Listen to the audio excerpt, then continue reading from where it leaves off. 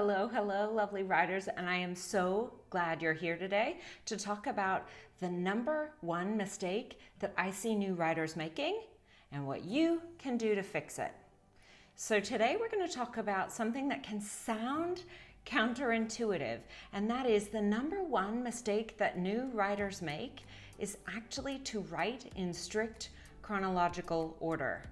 Now, what do I mean by this? Don't we want to tell most stories in order? I mean, if we're not going for something that's very avant-garde, there are those stories like a Memento type story that's told in reverse, and that technique is used successfully in other books. But say you just want to write your memoir, or say the story itself is unfolding for you in a certain way, don't you tell it in that order? Well, I'm going to tell you why that's not the case and how to actually make it something that is more authentic to the way that we actually live our stories in real life. And this is the primary reason that we shouldn't be writing in strict chronological order. So number one, when you are starting a new story, it is totally normal for you to want to write from beginning to end, i.e. in chronological order. That's fine. Your first draft, honestly, is for you. It's really for you to tell yourself the story. And when you go back to edit, you may actually put in these nuances. The difference is that even, or especially rather, in your favorite books, it can feel like they're in chronological order, but they aren't actually. What does this mean? This means that when we're living our lives, we're going about from day to day, i.e. in the morning I wake up, I get dressed, I start doing these things, but every time we run into something in our life, a song, a smell, a sensation, we trigger something in our minds that even if it's for just a micro moment, we are taken back. So it may not be a long flashback, but it is even just a momentary thing. That's what we're going for.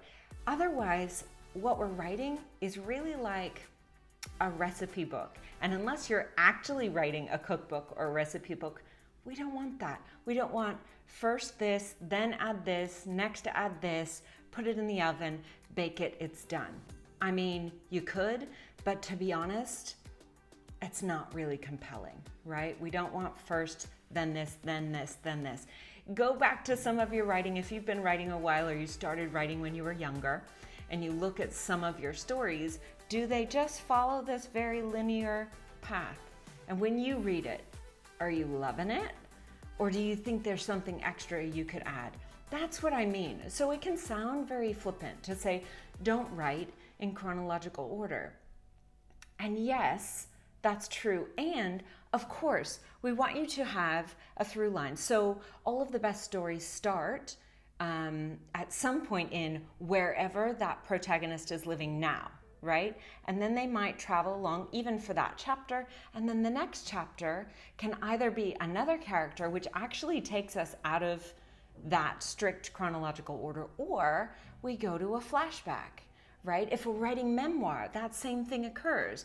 We're living our now life, and yet we're diving back into these other things. Maybe we've gone, someone in our family has passed away, and we're going and unpacking things. We're actually packing up and donating certain things. And so we're looking at old photos or old jewelry, mementos, and that takes us back. We are out of strict chronological order. That's it.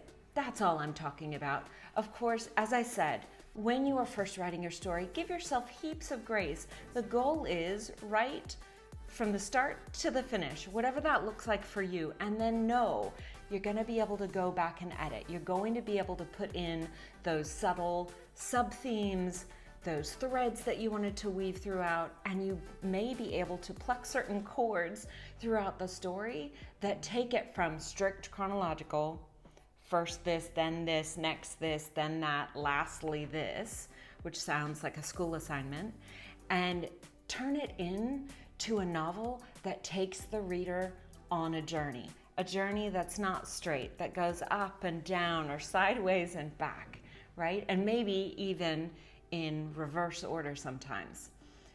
Give yourself that grace to let this be a process, but please please always edit before you send it out and read it for yourself and see, do I feel moved by what I've written and the way I've written it?